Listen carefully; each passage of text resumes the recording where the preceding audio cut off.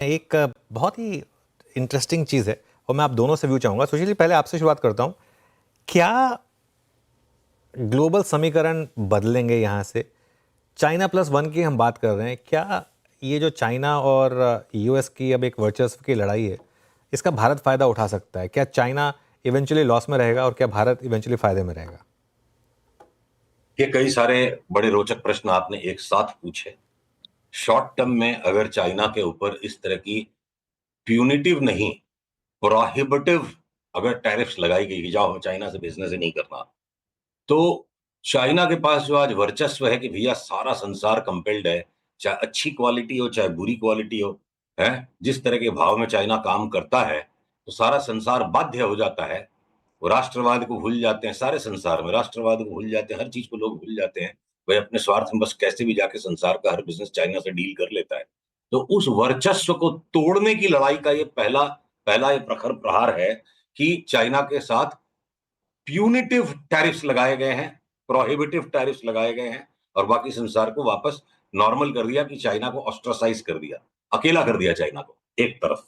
तो ये बड़ी मुहिम की छेड़ है। 4 साल पहले भी ये यूएस चाइना टैरिफ वॉर्स होते होते पता नहीं कहां से वो फिर कोविड की परिस्थिति आ गई और कोविड में भी चाइना का कैसा रोल था देखिए। आज चाइना की पॉपुलेशन अचानक इंडिया से कम है कोविड के बाद। तो बहुत सारी रहस्यमयी बातें हैं। लोग कॉन्स्पिरेसी थ्योरीज के नाम पे इन्हें डिसमिस कर सकते हैं, इसलिए मैं उनके डेप्थ में नहीं जाऊंगा। पर एक बेसिक कॉमन सेंस मैं आज सबको याद दिलाना चाहता हूं। रशिया ने 20 साल तक 1980 में जो 79-80 में जो कमोडिटीज का क्रैश आया, उसके बाद 20 साल तक प्राइसेस उस क्रैश्ड लो पे नीचे बने रहे और जो खड़े नहीं हो पाए दोबारा। तो ऐसा क्यों हुआ था? उसको जाके आप गूगल कीजिए और इतिहास के पन्नों को स्टडी कीजिए।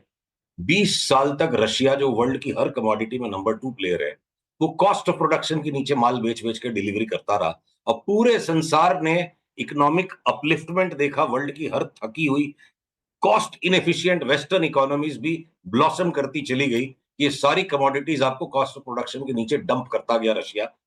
तो ऑपरेटिंग अकाउंट के ऊपर में रशिया ने घाटा उठाया लगातार और दादागिरी करने के लिए उसने रशियन रूबल को यूएस डॉलर के साथ पेग कर दिया। सेम टू सेम हरकतें चाइना कर रहा है, अलबेट रॉ कमोडिटीज में नहीं, इंटरमीडिएट गुड्स में, इंडस्ट्रियल इंटरमीडिएट्स में।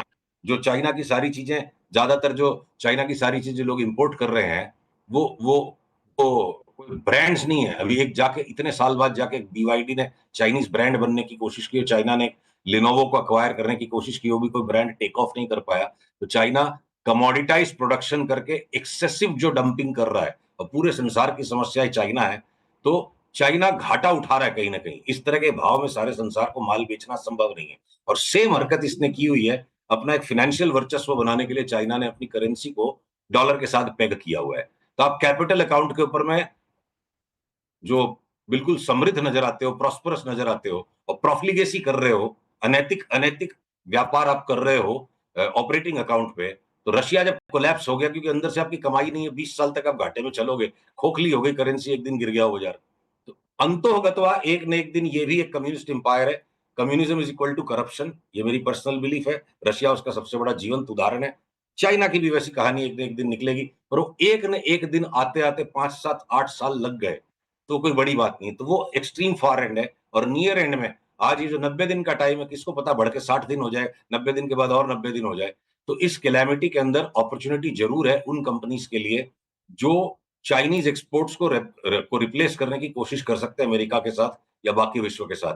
तो चाइना आइसोलेट हो गया है, ऑस्ट्रासाइज हो गया है। ये अब ग्लोबल टैरिफ वॉर नहीं है। पूरे संसार को चाइना के विरुद्ध लेने का ये ट्रंप का एक बहुत ही बेहतरीन मास्टर स्ट्रोक रहा कल का। और ये जो टैरिफ वॉर नजर आ रहा था, टैरिफ वॉर नहीं है।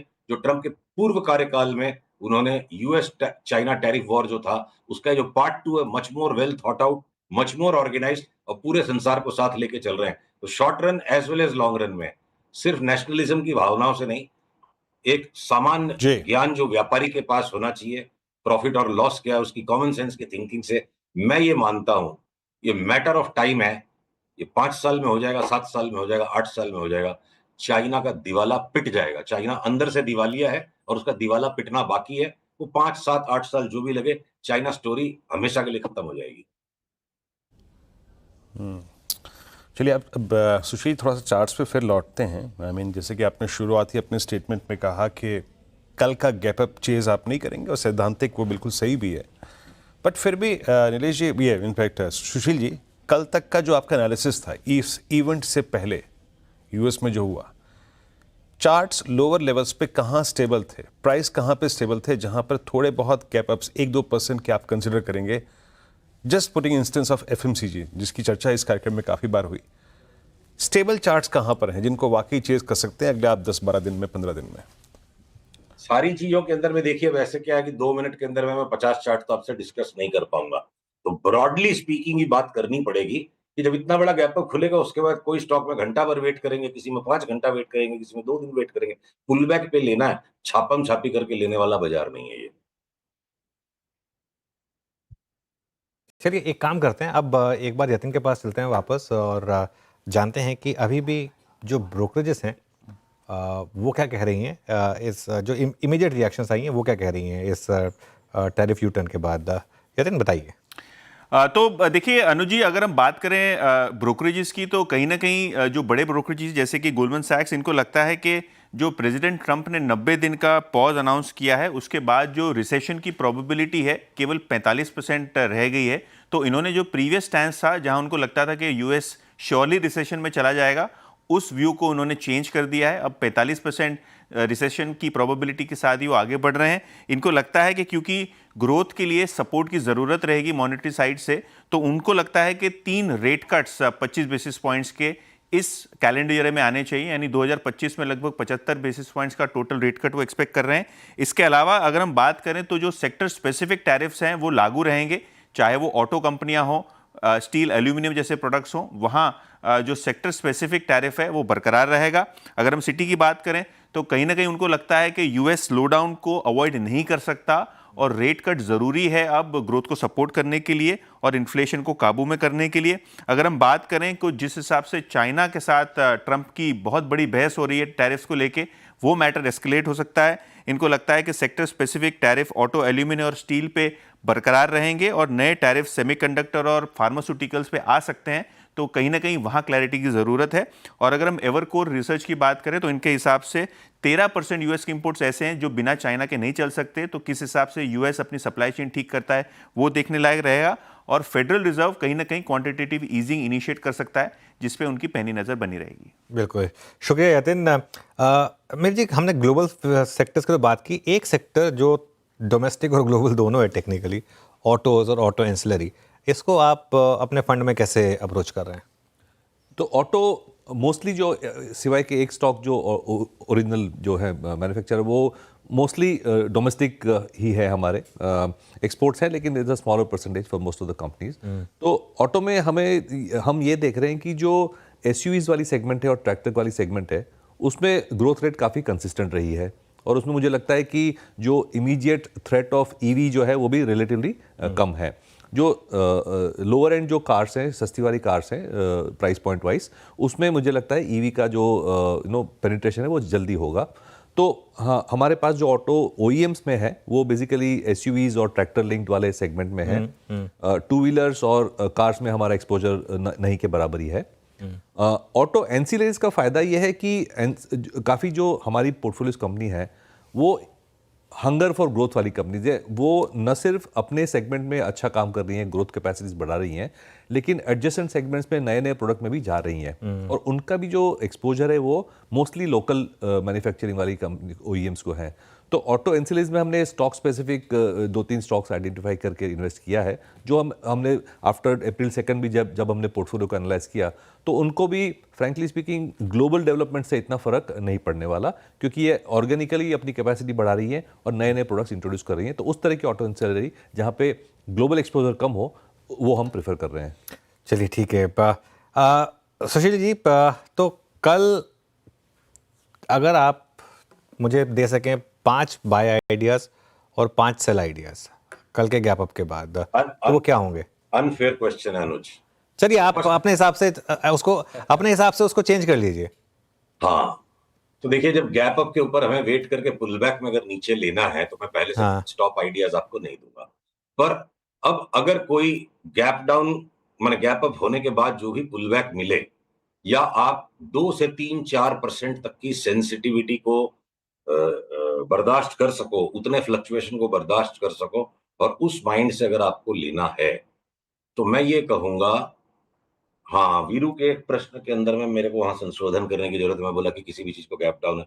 देखिए, जिस तरह का बड़ा रिवर्सल आपको कल आईटी स्टॉक्स में दिखेगा, और वो अपने परफेक्ट बॉटम पे थे, वो अपने परफेक्ट बॉटम पे थे कल के ट्रेड में, और कल वो जिस तरह का बड़ा गैप डाउन, गैप अप उनमें दिखेगा, वो बिल्कुल अपने बॉटम से निकल करके भागेंगे। तो उनमें हो सकता है कि सबसे कम पुल बैक हमें मिले, और वहां हमें थोड़ी चेजिंग करनी पड़ सकती है। तो आईटी के स्टॉक्स में, चूंकि आपके यहाँ बड़ी रिटेल ऑडियंस और बड़े सेंसिटिव हो जाते हैं लोग, जो कल के लो थे वहां तक की बर्दाश्त रखिए। मैं एग्जैक्ट स्टॉप लॉसेस एक साथ 20 स्टॉक्स के आपको भी नहीं बता पाऊंगा, बताऊंगा भी नहीं। तो वो आईटी के स्टॉक्स, मेरे को लगता है बहुत बड़ी चाल अब यहाँ से शुरू हो रही है, और बिल्कुल फ्रेश मूव स्टार्ट हो रहा है। तो वहां पे खतरा सबसे कम है। मैं बैंक्स के स्टॉक्स के अंदर में जरा सा भी ऊपर की तरफ जहां रिबाउंड बनेगा, जैसे कोटक महिंद्रा बैंक 20 रुपया 25 रुपया बढ़ते के साथ मैं उसको बेचना शुरू कर दूंगा, या हो सकता है आईसीआईसीआई बैंक 20-25 रुपया बढ़े। आईसीआईसीआई कोटक हमारी शॉर्टिंग लिस्ट में है, और आईटी के स्टॉक्स हमारी बाइंग लिस्ट पे है। अब आईटी में से कोई भी 4-5 स्टॉक्स चुन लीजिए। दूसरा, अगर मैं बोलूं कि आपको जो ऑटो एंसिलरी के स्टॉक्स हैं, एमएनसी जैसे बॉश, उसको हमें हर भाव से लेना है, वहां कोई स्टॉप लॉस नहीं है, कोई पुलबैक नहीं है, रोज उसमें एसआईपी करो। तो अलग अलग स्टॉक्स का अलग अलग कैरेक्टर है। तो ब्रॉडली अनुज, कल से आईटी में बेफाम तेजी शुरू, और सामने हेज करने के लिए हम एक एक करके प्राइवेट बैंक्स में अपनी, जैसे जैसे कोई भी ऊपर का थ्रोबैक आएगा, ऊपर के भाव जैसे कोई भी बैंकों में आएंगे, हम वापस से उनमें शॉर्ट्स को रिज्यूम कर देंगे। ओके, चलिए, तो ये सुशील जी की राय इन टर्म्स ऑफ कौन कौन से स्टॉक्स और सेक्टर्स पर आप अब ध्यान देंगे। सुशील जी और मेहर जी, आप दोनों का बहुत बहुत धन्यवाद आज हमारे साथ जुड़ने के लिए। हाँ हाँ, सुशील जी कुछ कह रहे थे आप? नहीं, मैंने आपको बस धन्यवाद दिया कि आपने भी आज ऐसे मौके पर हमें वापस से बुला लिया।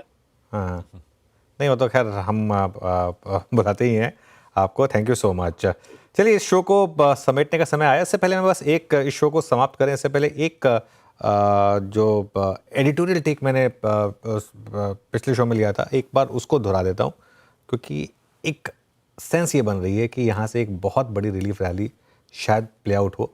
अब उसमें आप पार्टिसिपेट कर पाएंगे या नहीं कर पाएंगे, ये तो गिफ्ट निफ्टी वाले ही जानते हैं, क्योंकि गिफ्ट निफ्टी 800-850 पॉइंट ऊपर है। हो सकता है इस खबर पर हम वापस 23,800 टेस्ट करें, लेकिन उसके ऊपर शायद अभी शायद फिलहाल जगह ना हो। ध्यान रखिए, 23,800 वो लेवल था जहां से हम 2 बार गिरे थे टैरिफ की वजह से। उससे पहले की जो गिरावट थी वो हमारी अपनी थी अर्निंग सीजन को लेकर, तो इसके लिए उस पर ध्यान दें। ऑटो और फार्मा यहाँ पर अभी भी थोड़ी सी अनसर्टेनिटी है। आईटी स्टॉक्स में ज़रूर, मेटल्स में ज़रूर थोड़ी शॉर्ट कवरिंग आएगी। ओएमसीज और एफएमसीजी में हो सकता है हायर लेवल पर थोड़ी प्रॉफिट बुकिंग आए। चलिए, आज हमारे साथ छुट्टी वाले दिन जुड़ने के लिए बहुत बहुत शुक्रिया। कोशिश की है हमने कि आपको तैयार कर सकें कल मार्केट में एक बड़े गैप अप के बाद आप अपने आप को प्रिपेयर कर सकें इसके लिए। बाकी तो जो मार्केट करेगी वो कल 9:15 बजे पता चलेगा। लेकिन एक बार फिर से हमारे गेस्ट का जुड़ने के लिए बहुत बहुत शुक्रिया। वीरू और मुझे इजाज़त दीजिए, और रहिए सीएनबीसी आवाज़ के साथ।